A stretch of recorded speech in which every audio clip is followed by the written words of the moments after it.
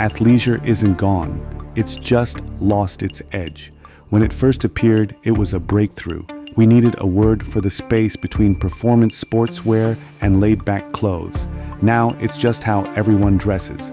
Once a technical niche goes mainstream, it loses its uniqueness. Original brands now struggle to stand out in a crowded market.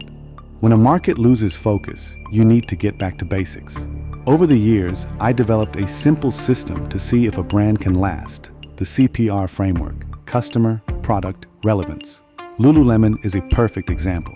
Chip Wilson didn't try to please everyone. He followed a clear plan. He focused on a specific customer, the Supergirl, a 32-year-old professional with 90 minutes a day to work out. He created a product just for her, using 4-way stretch Luon and special gusset construction. For relevance, he skipped traditional marketing and linked the brand to the growing yoga studio scene. Customer, product, relevance.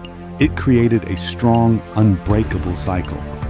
But this is the risk of getting too big. To keep growing, Lululemon moved into running, training, golf, and tennis. Trying to serve everyone meant losing focus. The original strategy broke down, and competitors entered. Alo took over relevance, moving the look from yoga studios to the street.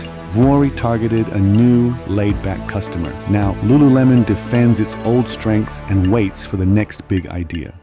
In apparel, real change never comes from new colors. Flatlock stitching wasn't just a trend, it made clothes perform better. Today, brands focus on logos and forget real wellness. The next evolution isn't a new print, it is 3D kinematic pattern making, material science architecture, and building a modular, technical lifestyle uniform.